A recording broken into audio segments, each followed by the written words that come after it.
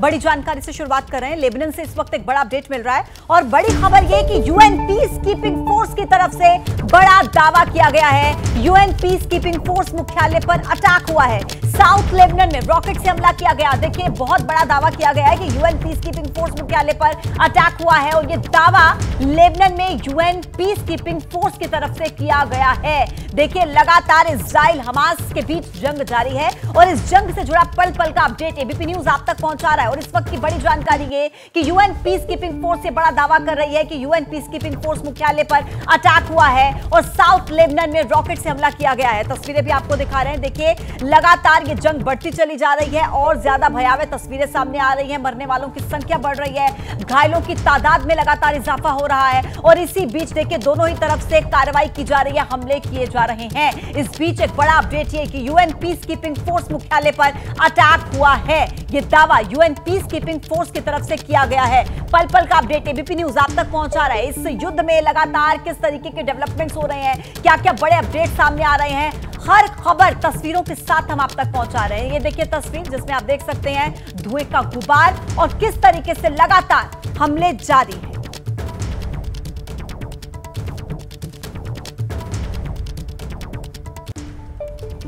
और देखिए, इसी बीच लेबनान से जंग के बीच इजरायली सेना ने एक बड़ा बयान दिया। 2 मोर्चों पर लड़ाई के लिए हम तैयार हैं, इजराइल का दावा। जरूरत पड़ने पर कई मोर्चों पर हम लड़ सकते हैं। यह बड़ा बयान इजरायली सेना की तरफ से दिया गया है कि 2 मोर्चों पर हम लड़ाई के लिए तैयार हैं, जरूरत पड़ने पर कई मोर्चों पर हम लड़ सकते हैं। इससे पहले आपने सुना था कि नेतन्याहू की तरफ से भी कुछ इसी तरीके का बयान दिया गया था जिसमें वो कह रहे थे कि हम पूरी तरीके से तैयार हैं। अब एक बड़ा दावा इजरायली सेना कर रही है कि 2 मोर्चों पर लड़ाई के लिए हम तैयार हैं, अगर जरूरत पड़ी तो हम कई मोर्चों पर एक साथ युद्ध करेंगे, पीछे नहीं हटेंगे। कोई भी देखिए स्टेप बैक करने को तैयार नहीं है और ये जंग लगातार बढ़ती चली जा रही है। दोनों तरफ से हमले जारी हैं और इन हमलों में बहुत ज्यादा नुकसान अब तक हो चुका है। और इसी खबर पर ज्यादा अपडेट आप तक पहुंचाएंगे हमारे 2 सहयोगी। आप इस वक्त टीवी स्क्रीन पर देख रहे हैं जो इस वक्त गाजा बॉर्डर से जगविंदर पटियाल हमारे साथ हैं, यरूशलेम से हमारे साथ अभिषेक उपाध्याय इस वक्त ज्वाइन कर चुके हैं। जगविंदर, सबसे पहले आपके पास आना चाहूंगी। लगातार जिस तरीके की तस्वीरें सामने आ रही, दिल दहला देने वाली हैं और इन दिल दहला देने वाली तस्वीरों को आप अपनी आंखों से देख रहे हैं, उसी जगह पर मौजूद होकर क्या समझ में आता है? कोई स्टेप बैक करेगा या ये कॉन्फ्लिक्ट बढ़ता चला जाएगा? देखिए, कॉन्फ्लिक्ट बढ़ेगा क्योंकि आज जहां जिस इलाके में मैं जाके आया हूं वहां से हमास ने एंट्री की थी और अफराजा जगह पड़ती थी, वहां पर बहुत सारी हट्स को नुकसान पहुंचाया गया। लेकिन मैंने क्या देखा? मैंने देखा कि मलबा जो आसपास पड़ा हुआ है, सड़क के किनारे बहुत सारे सैनिकों की लाशें पड़ी थी। युद्ध क्या होता है वो दर्द आज समझ आया कि सड़क के किनारे ट्रैफिक चल रहा है और अगल बगल में जहां रॉकेट गिरे हुए थे वहां दूर पेड़ों में कहीं कोई इधर उलझा हुई बॉडी पड़ी है। केवल कपड़ों से ये पहचान आ रही थी कि ये सैनिक है, वो बॉडीज अभी पूरी उठाई नहीं गई हैं। मुझे ये लगता है कि इजराइल जब ये सारा काम पूरा कर लेगा, अभी तो क्योंकि युद्ध में बिजी है, साथ के साथ जो हेल्थ डिपार्टमेंट के लोग हैं या और प्राइवेट एनजीओज हैं वो बॉडीज को इकट्ठा कर रहे हैं। मुझे लगता है आंकड़ा और ऊपर जाएगा, मतलब 10-15 बॉडीज तो आज मैंने खुद अपनी आंखों से देखी। और एक जगह मलबा इकट्ठा किया गया था, वहां से बहुत सारी बॉडीज को निकाला भी जा रहा था, उन्हें रैप किया जा रहा था। तो तकरीबन 5 से 6 किलोमीटर का एरिया है जो गाजा पट्टी और इजराइल के बीच में एकदम फेंसिंग से सटा हुआ है। वहां पर भारी तबाही है और इस 5 किलोमीटर के एरिया को ट्रैवल करने के बाद ये आसानी से समझा जा सकता था कि कैसे गाजा तबाह होने वाला है, क्योंकि जो उसका इजराइल के आमने सामने का एरिया था, उस एरिया को एश्कलोन से जब हम जाते हैं सदौत आता है, सदौत के बाद जो है अफराजा आता है। अफराजा के साथ जो सदौत तक का बॉर्डर लगता है वो पूरी फेंसिंग के आसपास जो है वो बम्बारमेंट के लिए टैंक्स खड़े किए गए हैं और टैंक्स की मूवमेंट बहुत ज्यादा थी। आज हमने खुद बिल्कुल करीब से देखा। तो मुझे ये लगता है गाजा की तबाही की तस्वीर इजराइल लिखने जा रहा है और ग्राउंड ट्रूप्स जब बढ़ेंगे, ये टैंक जब पड़ेंगे, नफरत बहुत ज्यादा है। इजराइल कोई कंप्रोमाइज नहीं करना चाहता। भले हिजबुल्लाह लेबनान बॉर्डर को मोर्चा खोल रहा है, लेकिन उसको अमेरिका को भी देखना है, वो बैकअप देगा। सीरिया को भी अमेरिका देखेगा। लेकिन मुझे ये लगता है कि हमास के खात्मे के लिए इजराइल ने बॉर्डर के साथ साथ तमाम इंतजाम कर लिए हैं। आज ये मैं अपनी आंख से देख बात का जिक्र किया जा रहा है कि हम कई मोर्चों पर एक साथ लड़ने को तैयार हैं अगर जरूरत पड़ी तो इजरायली सेना की तरफ से। इसका मतलब भी हम आपसे समझेंगे, लेकिन इस बीच एक जो बड़ा अपडेट मिल रहा है वो अपने दर्शकों को बता दें। उसके बाद अभिषेक मैं आपके पास भी आऊंगी।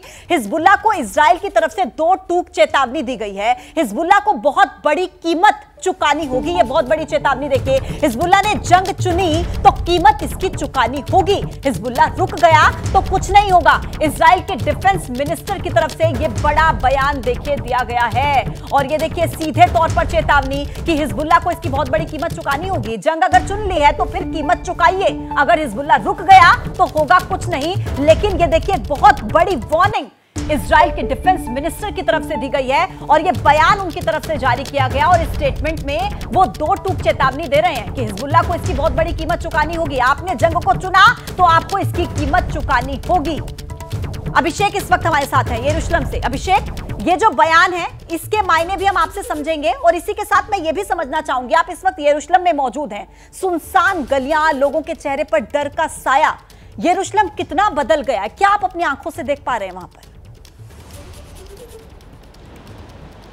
देखिए, जेरूशलम में सबसे खास बात यह है कि यहाँ पर जड़ है, जो इस समय इजराइल और हमास के बीच में जो जंग छिड़ी हुई है उसकी जड़ अल-अक्सा मस्जिद, और वो जड़ इस मामले में है क्योंकि वहाँ पर जो हमास का ये कहना है कि जिस तरह का वहाँ पर ट्रीटमेंट किया जा रहा है, जिस तरह से वहाँ पर इजराइल का रुख है, उस रुख को देखते हुए हमास उसी का एक तरह से बदला ले रहा है जो हमास ने कहा है।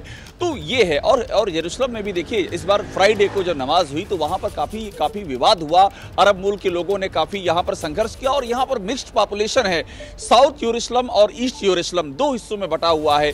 एक तरफ ज्यूज की संख्या ज़्यादा है, एक तरफ अरब की संख्या ज़्यादा है, और वहाँ पर लड़ाई डमस्कस गेट जो है, खास डमस्कस गेट, जाफा गेट, जो गेट है वहाँ के आसपास इस तरह के संघर्ष लगातार चलते रहते हैं। लेकिन अभी जो हमास के साथ में लड़ाई चल रही है उसको देखते हुए ये संघर्ष और भी ज़्यादा जिसे कहते हैं डेडली हो गए हैं। दूसरी बात आपने जो लेबनान की देखिए, वहां पर कुछ डेवलपमेंट हुए हैं। 4 किलोमीटर का जो बॉर्डर है उसको यहां इजराइल की मिलिट्री ने मिलिट्री जोन बना दिया है, यानी कि वहां पर कोई सिविलियन इंटर नहीं कर सकता है, और लेबनान की ओर से एंटी टैंक गाइडेड मिसाइल्स दागी गई हैं। तो ये एक और फ्रंट को एक्टिवेट करने की कोशिश है कि गाजा के साथ में एक और फ्रंट एक्टिव हो जाए, ताकि इजराइल को एक जगह पर इंगेज होने से रोका जा सके, और इजराइल को वहां से डिसंगेज करके 2 मोर्चों पर उसको इंगेज किया जाए। ये एक तरह की रणनीति है, और हिजबुल्लाह और हमास का जो गठजोड़ है और पीछे जो ईरान का साथ है, ये जग जाहिर है। तो ये कोशिश चल रही है। लेकिन अब इसमें देखने वाली बात यह होगी कि अमेरिका और ब्रिटेन जिस तरह से इंटरवीन कर रहे हैं, उनके इंटरवेंशन का क्या फर्क पड़ता है। ये अभी तक जो लेबनान फ्रंट एक्टिवेट है, ये कॉस्मेटिक है या फिर ये वाकई उतना ही डेडली हो जाएगा। कॉस्मेटिक मैं इसलिए कह रहा हूं क्योंकि लेबनान फ्रंट, सीरिया फ्रंट, इन पर कुछ रॉकेट अटैक तो होते ही रहते हैं, लेकिन अगर उनका स्केल बढ़ता है तो ये मामला खासा गंभीर हो जाएगा।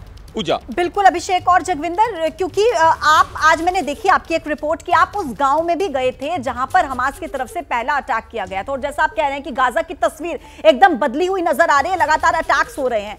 एक तरफ हम देख रहे हैं कि ईरान की इजराइल को चेतावनी, और दूसरी तरफ अमेरिका का इजराइल को साथ। अब ये किस तरफ इशारा कर रहा है कि ये कॉन्फ्लिक्ट आगे किस दिशा में बढ़ रहा है? क्या जिस बात का डर था वही होने वाला है? क्या देख पा रहे हैं आप जगविंदर? देखिए, मुझे ये लगता है कि हमास के खात्मे को रोकना चाहता है हिजबुल्लाह और ईरान, क्योंकि सारा कुछ प्रोपेगेंडा ईरान के जरिए ही आगे बढ़ा है, और बेरूत से लेकर लेबनान के तमाम जगह पर हिजबुल्लाह के साथ मिलकर ही हमास ने ये इजराइल पर हमले की प्लानिंग की थी। लेकिन वो हमला जिस तरह से किया गया, आज जिस इलाके में मैं देख कर आया हूं, वो युद्ध स्तर से कम नहीं था, वो युद्ध स्तर का ही हमला था। वो अपने साथ रॉकेट लॉन्चर लेके आए थे, वो इतनी इतनी बड़ी गाड़ियों में हथियार लेकर आए थे, वहां पर हजारों गोलियां पड़ी हुई थी जो चली नहीं थी, AK-47 की राइफलें पड़ी हुई थी, और ना जाने जो हम हॉलीवुड की फिल्मों में जिस तरह के हथियार देखते हैं उनके बड़े बड़े कारतूस पड़े हुए थे। जैसे बिल्डिंग को तोड़ा गया है, वो रॉकेट से कम चीजें नहीं मारी गई हैं, रॉकेट लॉन्चर इसीलिए लाए गए थे साथ, तो वो भी कोई युद्ध से कम नहीं मुझे लग रहा है। और फेंसिंग को जिस तरह से गाड़ियों से तोड़कर एक बॉर्डर को आकर और लोगों को नुकसान पहुंचाया गया है, वो किसी युद्ध स्तर से कम नहीं था। क्योंकि इतनी बड़ी हिमाकत जो है वो अकेले अपने दम पर नहीं हो सकती, उनके साथ और संगठन मिले हुए हैं और देश उनके पीछे मिले हुए हैं जिनके इशारे पर यह काम हुआ है। लेकिन खास बात यह भी है कि अब जिस तरह से इजराइल ने तैयारी की है, मुझे ये लगता है कि हिजबुल्लाह को इस बात का एहसास हो चुका है कि अगर अब हमास का साथ नहीं दिया तो गाजा पट्टी में पूरी तरह से साफ कर दिया जाएगा हमास को इजराइल सैनिकों की तरफ से। इसीलिए ये सब लोग जो हैं वो टेररिस्ट ऑर्गेनाइजेशन से मिलकर अलग अलग जगह इनको अंगेज करना चाहती हैं, लेकिन जितनी लाशें और जो कुछ नुकसान मैंने आज देखा, मुझे लगता है कि वैसा ही होता है जैसा युद्ध होता है। वो नुकसान आतंकियों ने उसी दर्जे का किया है। बिल्कुल जगविंदर, मैं वापस से आपके पास लौट रही हूँ। अभिषेक, आपके पास भी आऊंगी। इस बीच एक बड़ा अपडेट हमारे पास है। इजराइल हमास वॉर से जुड़ा एक बड़ा अपडेट। इजराइल ने हमास के खिलाफ नई तकनीक का इस्तेमाल किया है। Iron beam laser air defence system का इस्तेमाल हुआ। आयरन बीम लेजर ने हमास का रॉकेट गिरा दिया है। आयरन बीम लेजर का पहला फुटेज भी सामने आ चुका है। नई टेक्निक का इस्तेमाल इस वॉर के बीच। देखिए, इजराइल ने हमास के खिलाफ एक नई टेक्निक का इस्तेमाल किया है, iron beam laser air defence system. ये एक नई टेक्निक है जिसकी पहली तस्वीर आप इस वक्त देख रहे हैं एबीपी न्यूज पर। एक्सक्लूसिव तस्वीर है ये। देखिए, आयरन बीम लेजर ने किस तरीके से हमास के रॉकेट को गिराया। आयरन बीम लेजर का ये जो पहला फुटेज है वो आप इस वक्त एबीपी न्यूज पर देख रहे हैं। और देखिए, जिस तरीके की तरफ इशारा किया जा रहा है कि जो वॉर है लगातार बढ़ता जा रहा है, और इस पूरे वॉर की जो तस्वीरें हैं वो एक के बाद एक हैरान कर देने वाली है, डराने वाली हैं। ये एक और एक्सक्लूसिव तस्वीर आप इस वक्त देख रहे हैं। ये आयरन बीम लेजर टेक्निक है जिससे हमास के रॉकेट को गिराया गया है, और इस एयर डिफेंस सिस्टम का इस्तेमाल किया गया है इजराइल की तरफ से हमास के खिलाफ। ये एक बहुत नई टेक्निक मानी जाती है। आयरन बीम लेजर का ये बहुत पहला फुटेज जो आप इस वक्त सिर्फ और सिर्फ देख रहे हैं एबीपी न्यूज पर। देखिए, एक तरफ तो लगातार जो वार्निंग्स दी जा रही हैं कि भाई युद्ध का रास्ता चुना है तो खामियाजा भुगतना होगा। अगर हिजबुल्लाह खुद हमले रोकता है तो सम्मान करेंगे। इजरायली सेना की तरफ से बड़ा बयान हमास से जंग के बीच, और उसी बीच एक और बड़ी तस्वीर ये सामने आई है जिसमें नई टेक्निक का इस्तेमाल होता है, और साथ ही साथ ये वार्निंग भी दे दी जाती है कि हम 2 फ्रंट्स पर लड़ाई करने के लिए तैयार हैं। अगर आपने जंग को चुना है तो पीछे हम भी नहीं हटेंगे। और इस तरीके से चेतावनी दी जा रही है, नई टेक्निक्स का इस्तेमाल किया जा रहा है। अभिषेक, जब भी युद्ध होता है सबसे ज्यादा नुकसान भुगतना पड़ता है आम लोगों को, जिनका कोई इस युद्ध से लेना देना नहीं होता है। और यरूशलेम में भी आप यकीनन कुछ इसी तरीके की तस्वीरें देख रहे होंगे। अभी नई टेक्निक्स का इस्तेमाल, इस बीच वार्निंग, आम लोगों का क्या वहां की? देखिए, जेरूशलम की जहां तक मैं बात आपको बताऊं, जेरूशलम और तेल अवीव, इन दोनों ही जगहों पर इस समय जो जनजीवन है वो दिख तो सामान्य रहा है, लेकिन एक अंदेशा सा लोगों के जहन पे छाया रहता है। तेल अवीव में कुछ देर पहले अभी रॉकेट का सायरन बजा और मैंने देखा कि लोग भाग करके जा रहे हैं। वो अपने होटल के बंकर में जा रहे हैं, बेसमेंट में लोग जा रहे हैं, लोग इवन पार्किंग लॉट में शरण ले रहे हैं। तो ये जो डर और खौफ है, और जेरूशलम में चूंकि ये आबादी बड़ी मिक्स पॉपुलेशन है, अरब और यहूदियों की, इसलिए वहां पर जो आपस का तनाव और संघर्ष है वो खतरा और ज्यादा बढ़ा हुआ है। और जहां तक आपने बेगुनाहों की बात की, देखिए एक बड़ी बात यह भी है कि गाजा में, उत्तरी गाजा, बीत हनून से लेकर के और दक्षिणी गाजा के खान यूनुस तक जो जनता यहां से निकल पड़ी है, उसमें से बहुत नहीं निकल पाए हैं। जो निकल गए हैं उनकी हालत क्या हो रही है, और उसके बाद भी लगातार धमाके हो रहे हैं, अटैक हो रहे हैं। तो ये दोनों ही और नुकसान हो रहा है आम जनता का। और बड़ी बात यह है कि इसे हर कोई समझ रहा है, लेकिन इसको रोक सकना किसी के बस में नहीं है, क्योंकि बात काफी आगे निकल चुकी है। जिस तरह से हमास ने इजराइल पर अटैक किया है, इजराइल के ये अस्तित्व का सवाल है। और अस्तित्व का सवाल मैं इसलिए कह रहा हूं कि इजराइल ने जिस तरह से अपना वजूद कायम रखा है साल 1948 के बाद से आज तक, वो वजूद इसीलिए कायम रखा है कि उसने अपने दुश्मनों को कभी मौका नहीं दिया है, उनको कभी माफ नहीं किया है। उसके खिलाफ चाहे जॉर्डन लड़ा हो, सीरिया लड़ा हो, मिस्र लड़ा हो, ये सब मिलकर लड़े हो, लेकिन इजराइल ने किसी को भी कभी भी हावी होने दिया है। तो ये जो यही उसके वजूद का सबसे बड़ा फोकल पॉइंट है, ये उसको बचा करके ही रखना है। और इसीलिए हमास के साथ तो कोई मुरव्वत नहीं करने वाला है। बात आप कर रहे हैं कि इजराइल अपने वजूद की लड़ाई लड़ रहा है, और आज से नहीं, हम देख रहे हैं कि कितने दशकों से इजराइल इस तरीके की लड़ाई लड़ता रहा अपने वजूद को कायम रखने। बड़ी जानकारी आपको दें, इजराइल हमास जंग पर अमेरिकी राष्ट्रपति जो बाइडेन का बयान सामने आया। उन्होंने कहा कि हम ये युद्ध को और बढ़ने से रोकेंगे। हमास फिलिस्तीनी लोगों के अधिकार के खिलाफ है। फिलिस्तीनी लीडर अब्बास से बात हुई है। जो बाइडेन का ये कहना, गाजा के लोगों तक हम मदद पहुंचाएंगे और इस युद्ध को और आगे बढ़ने से रोका जाएगा। तो देखिए ये बड़ा बयान जो बाइडेन की तरफ से, अमेरिकी राष्ट्रपति, अमेरिका की तरफ से एक तरफ लगातार सैन्य मदद इजराइल को मिल रही है और दूसरी तरफ जो बाइडेन एक बड़ा बयान ये दे रहे हैं कि इस युद्ध को और बढ़ने से हम रोकेंगे, हमास फिलिस्तीनी लोगों के अधिकार के खिलाफ है। जगविंदर पटियाल लगातार वॉर जोन से हमारे साथ मौजूद है, पल पल का अपडेट आप तक पहुंचा रहे हैं। अभिषेक को भी आप इस वक्त स्क्रीन पर देख रहे हैं। जगविंदर, ये देखिए एक बड़ी पहल मानी जाए क्या जो बाइडेन का ये पहला बयान मुझे लग रहा है कि सामने आया है, जिसमें वो ये कह रहे हैं कि हम इस युद्ध को और बढ़ने से रोकेंगे, वरना लगातार जो सैन्य मदद है वो हम देख रहे हैं कि इजराइल को मिल रही है।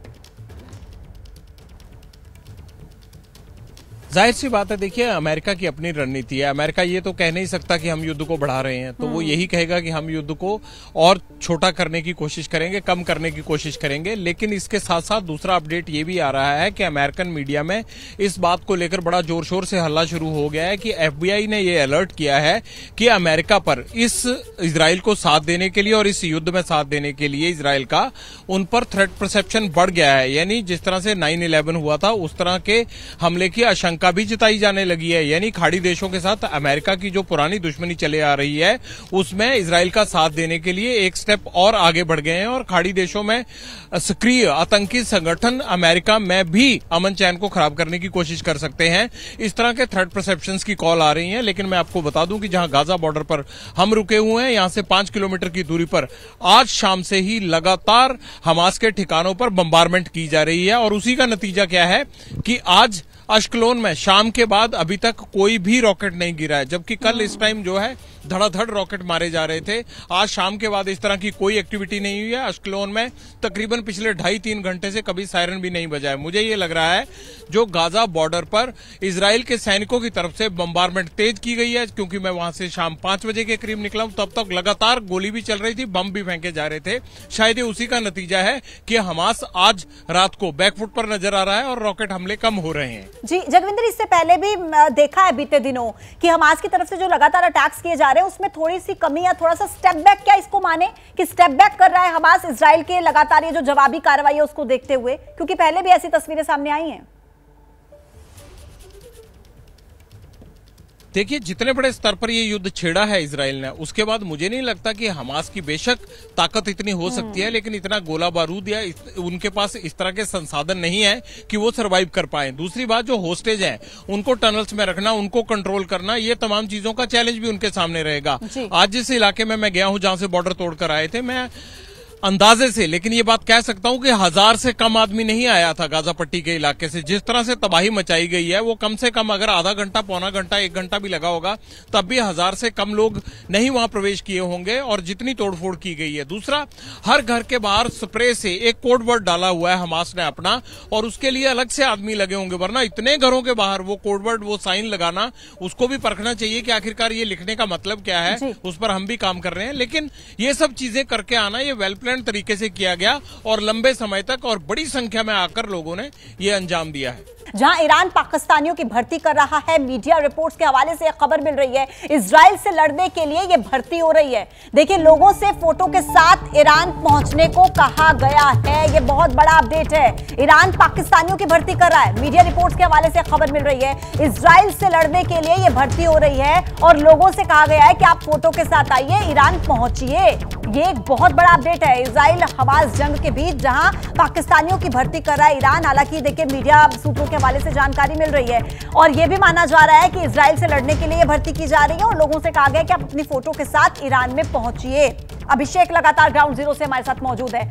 अभिषेक, एक तरफ जो बाइडेन का ये बयान कि हम युद्ध को और बढ़ने से रोकेंगे और दूसरी तरफ ये बयान देखिए, ये जो मीडिया रिपोर्ट्स के हवाले से हमारे पास जानकारी है कि पाकिस्तानियों की भर्ती हो रही है ईरान में। अगर इसमें सच्चाई है तो क्या आपको नहीं लग रहा कि पूरी दुनिया इस वक्त दो धड़े में बटी हुई नजर आ रही है इस युद्ध को लेकर? देखिए दो बातें हैं। जहां तक बात है जो बाइडेन की, उनका कहना और जो महमूद अब्बास से बात करना, मैं फिर कह रहा हूं कि बहुत सारी चीजें कॉस्मेटिक हो रही हैं। कॉस्मेटिक का मतलब जमीन पर उनका कोई असर नहीं होगा।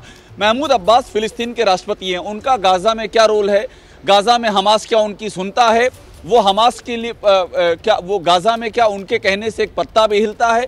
तो उनको बात करने से क्या होगा? इतना ही होगा कि जो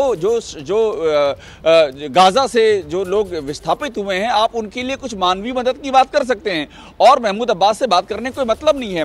हमास से बातचीत का अगर कोई चैनल खोल सकता है अमेरिका बाय द वे, और वो एक टेररिस्ट ऑर्गेनाइजेशन है, वहां पर भी उसे सोचना होगा, तो बात दूसरी है। तो ये सब कॉस्मेटिक चीजें हैं, ये सिर्फ दिखाने के लिए हैं। पूजा जमीन पर इनका कहीं कोई मकसद नहीं है। दूसरी बात मैं आपको बताऊं, जो आपने पाकिस्तान वाली बात कही, ये हमने देखा है, मैंने आर्मीनिया अजरबैजान का वार कवर किया है 2020 में। वहां भी पाकिस्तान के, देखिए जहां जहां भी मिलिशिया एक्टिवेट होगी वहां पाकिस्तान से, चूंकि वहां पर पाकिस्तान फेल्ड स्टेट है, आतंकी संगठनों का टेक ओवर है, इसलिए वहां से आतंकी बुलाए जाते हैं। आर्मीनिया अजरबैजान की जंग में काराबाख में बाकायदा आर्मीनिया की ओर से आधिकारिक तौर पर बयान दिया गया था। मैंने वहां की डिप्टी फॉरेन मिनिस्टर का इंटरव्यू किया था, उन्होंने बोला कि पाकिस्तान से मिलिशिया यहां पर आ रही है। तो ऐसी जहां पर भी इस तरह की जंग होती है, जहां कट्टरवाद होता है, वहां पाकिस्तान की मिलिशिया आ जाती है, उसको बुला लिया जाता है और उसकी अच्छे खासे पैसे दिए जाते हैं। ये अपने आप में टेरर की भी अर्थव्यवस्था है, युद्ध भी अपने आप में अर्थव्यवस्था बन चुका है, और उसमें ये जो टेरर के कारखाने हैं उनका रोल होता है। तो पाकिस्तान का रोल तो बट नेचुरल है, और ये रोल कितना इस मामले को आगे बढ़ा सकता है, ये देखने वाली बात होगी। इजराइल और पाकिस्तान माना जाए कि ये जो स्टेटमेंट्स दिए जा रहे हैं देशों की तरफ से, जो बयान सामने आ रहे हैं, इन्हें हम फौरी तौर पर यह ना मान ले कि जो कहा जा रहा है वही सच है, बल्कि जमीनी तौर पर जब इसका असर दिखेगा तभी उन्हीं बयानों को सही माना जाए।